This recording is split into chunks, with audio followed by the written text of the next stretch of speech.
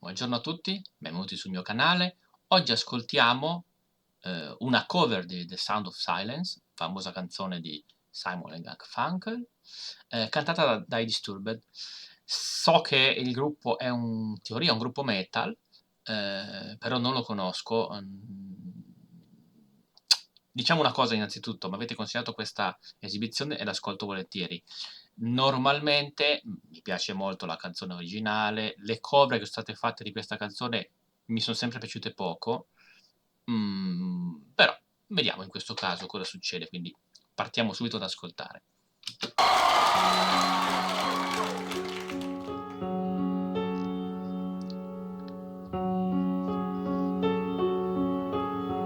Hello, darkness, my old friend. I've come to talk with you again. Because a vision softly creeping left its seeds while I was sleeping. And the vision that was planted in my brain still remains within the sound of silence. Allora, intanto ho cominciato con le note basse molto belle, quindi si appoggia molto bene sulle note basse e si sente che ha una voce molto potente, una cassa di risonanza potente. Andiamo avanti. In restless dreams I walked alone, narrow streets of cobblestone,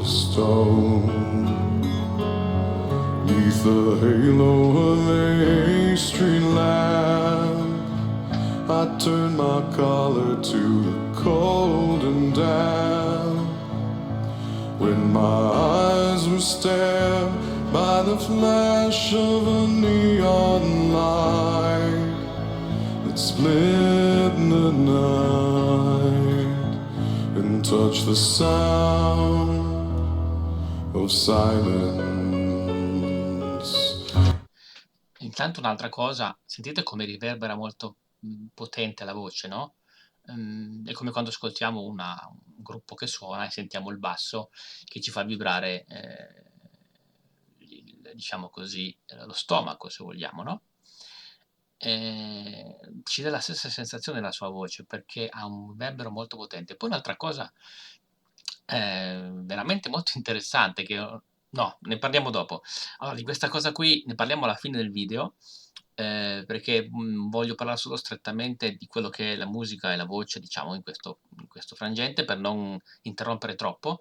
A fine video poi ne parliamo, voglio anche un vostro parere poi. Andiamo avanti. And in the naked light I saw 10,000 people, maybe more. People talking without speaking. People hearing without listening. People writing songs and voices never shared. And no one dared disturb the sound of silence. Allora, intanto adesso si spinge un po' più su e ci dà proprio l'idea che sta costruendo, diciamo, tutta la melodia per spingere ancora di più, quindi ha una grossa potenza. Si sente anche un po' di distorsione nella voce. La cosa che ho notato è che sta usando per le note lunghe, molto spesso come anche quando pronuncia l'ultima frase Sound of Silence, le consonanti come note lunghe. Ci sono delle consonanti come la T, per esempio, che non possono essere cantate, cioè sono dei suoni secchi che non hanno dietro un vocalizzo. Ci sono le vocali che invece sono quelle classicamente che sono molto aperte, sono cantate, permettono di fare note lunghe.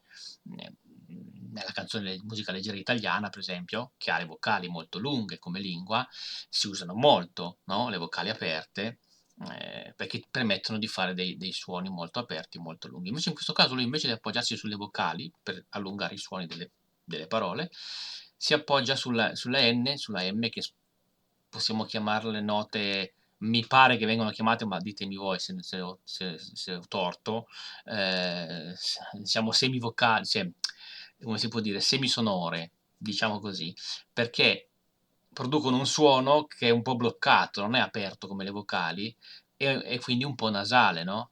Come N, M, sono suoni di questo tipo. Sta usando questo tipo di tecnica, l'effetto è ottimo, andiamo avanti. Fool said, you do not know. Silence like a cancer grows. Hear my words and I might teach you. Take my arms and I might reach you. But my words, like silent raindrops, fell, echoed in the wells of silence. Ottimo, sono entrati i tamburi, i timpani, che danno molta più drammaticità alla situazione. Ottimo questo. Di nuovo abbiamo sentito un po' di distorsione della sua voce. È un effetto veramente bello, veramente molto bello. And the people bowed and prayed to the neon god they made. And the sign lashed out its warning. And the words that it was forming. And the sign said the words of the prophets are written on the subway walls and tenement halls. Ma incredibile la potenza che esprime con questa distorsione, perché ha proprio l'idea di urlare, no? Ottimo, ben fatto, anche perché abbiamo visto che prima ha fatto le stesse strofe senza questa distorsione, quindi primo indizio che ci dice che lui sta facendo questa distorsione ovviamente in modo volontario, e nella stessa frase distorta ci sono delle piccole parti in cui non usa la distorsione, quindi ha un controllo totale su questo. In più, credo che lo faccia in modo sano, visto che si dice sempre che questo tipo di distorsione può rovinare le corde vocali, perché come vedete anche dall'espressione del viso, sembra che usi molto la parte frontale diciamo così, dell'apparato vocale, quindi la bocca, eccetera, per fare questa distorsione, cercando di non andare invece a provocare questa distorsione direttamente nelle corde vocali, come fa chi non è esperto. Ottimo, andiamo avanti. Whisper in the sun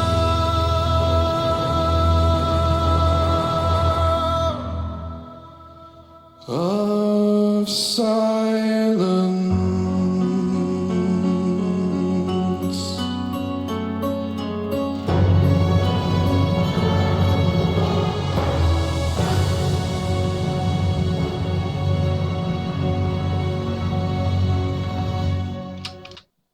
Allora, ottimo, perfetto. Quello che volevo dirvi prima, lo diciamo adesso, non so se siete d'accordo, me lo direte nei commenti. La scenografia ha un suo perché. Normalmente quando ascoltiamo un cantante che canta davanti a un microfono da solo in una stanza, magari in una registrazione casalinga, non abbiamo la scenografia, non c'è una costruzione scenografica magari professionale, no? E quindi possiamo concentrarci di più sulla voce o sulla musica. In questo caso siamo in uno studio televisivo, c'è una scenografia semplice, ma c'è tutto in penombra, vedete, con queste luci che sembrano candele, danno un aspetto sacrale alla canzone. Ascoltarla senza vedere queste immagini ci dà un effetto, diciamo, un po' diverso. In ogni caso, ottima la scenografia. Ditemi cosa ne pensate nei commenti per questo motivo, anche perché la canzone, e lui la interpreta bene anche per questo motivo, è una sorta di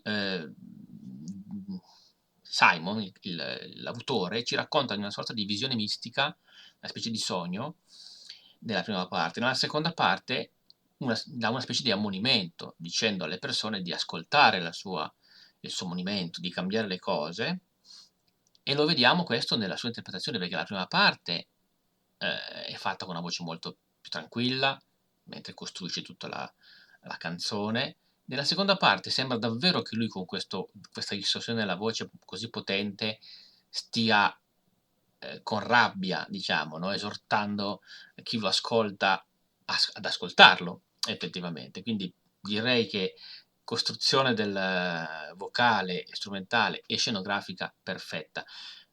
E per ora la cover di questa canzone che amo tanto, questa cover è quella che mi piace di più. Ditemi cosa ne pensate nei commenti. Ovviamente consigliatemi altre sue esibizioni, altre loro esibizioni o di altri artisti. Iscrivetevi al canale, mettete like se vi è piaciuta la mia reazione e noi ovviamente ci vediamo in un prossimo video. Ciao a tutti!